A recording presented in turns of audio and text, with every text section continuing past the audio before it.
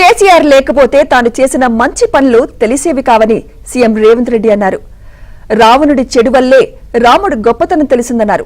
కేసీఆర్ ఉండడం వల్లే తనకు గుర్తింపు వచ్చిందన్నారు. కేసీఆర్ ను గృహ నిర్బంధం చేసి ఉంటారని చెప్పారు. నియోజకవర్గాల పెంపుతో దక్షిణ భారతానికి నష్టం చేయొద్దన్నారు CM Revanth.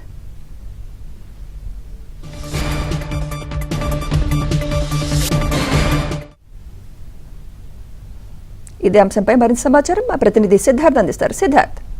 Thank you Sumitra. CM Revanth Reddy కాసేపటి క్రితం మీడియాతో చిట్చాట్ చేశారు. ఈ చిట్చాట్ లో అనేకమైన కీలక అంశాలు ఆయన ప్రస్తావించారు. ముఖ్యంగా కేసీఆర్ కి తనకు ఎలాంటి పోలిక లేదని, తాను రాముడి లాంటి వాడు, కేసీఆర్ రావణాసురుడు లాంటి వాడు అనే విషయాన్ని రేవంత్ రెడ్డి చెప్పారు.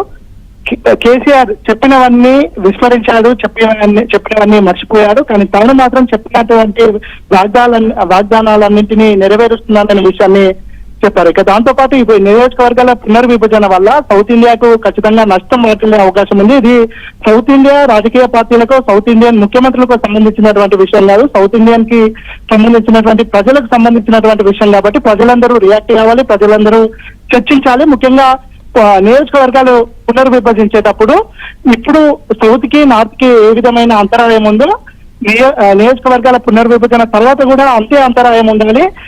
అలా కాకుండా 50% ఒక్కొక్క స్టేట్ ను యూనిట్ గా తీసుకుని 50% సీట్లను పెంచితే సౌత్ ఇండియాకి తీవ్రమైన వెళ్లే అవకాశం ఉందని రేవంత్ రెడ్డి చెప్పారు. ఇక పంటల మార్పిడికి సంబంధించి వరి పండించడం వల్ల వరి ఎక్కువగా ప్రొడక్షన్ పెరగడం వల్ల రైతులు నష్టపోతున్నారు. రైతులు వేరే పంటలు అంటే ఈ వాణిజ్య పంటలపై దృష్టి పెట్టాలనే విషయాన్ని చెప్పారు. ఇక కల్తీకి సంబంధించినటువంటి విషయంపై కూడా రేవంత్ రెడ్డి సీరియస్ గా రియాక్ట్ అయ్యారు. ఇప్పుడున్నటువంటి లీగల్ వ్యవస్థ, అదేవిధంగా హైడ్రా వ్యవస్థ లాంటి నూతన వ్యవస్థను తీసుకొస్తాము, ఖచ్చితంగా కల్తీని అరికడతామనే విషయాన్ని రేవంత్ రెడ్డి చెప్పారు. తెలంగాణలో పంటల మార్పిడి ఖచ్చితంగా జరగాలి, పంటల మార్పిడిని సామాజిక బాధ్యతగా ప్రతి ఒక్కరూ తీసుకోవాలనే విషయాన్ని చెప్పారు. ఇక రాష్ట్రంలోని ప్రజలందరికీ క్యాన్సర్ టెస్ట్ చేయిస్తామనే విషయాన్ని కూడా రేవంత్ రెడ్డి చెప్పారు.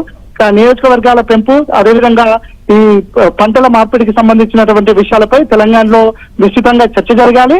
నియోజకవర్గాల పునర్విభజనకు సంబంధించి సౌత్ ఇండియన్ ముఖ్యమంత్రులందరూ కలిసి మరోసారి సదస్సును నిర్వహిస్తాము.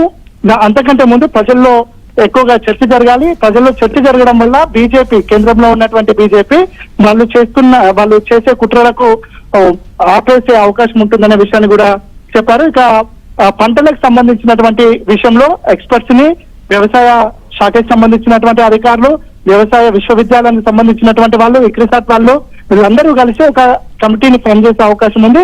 ఆ కమిటీ తెలంగాణలో విస్తృతంగా తిరిగి పంటల మార్పిడికి సంబంధించి, అంటే వరి వేయడం కంటే వేరే పంటల వైపు తెలంగాణ రైతు ఆలోచిస్తే మనకు ఎక్కువగా లాభదాయకంగా ఉంటుందనే విషయాన్ని వివరించనున్నారు. దానికి సంబంధించినటువంటి మెకానిజాన్ని కూడా త్వరలోనే ఎస్టాబ్లిష్ చేసే అవకాశం ఉందని సీఎం రేవంత్ రెడ్డి చెప్పారు. రైట్.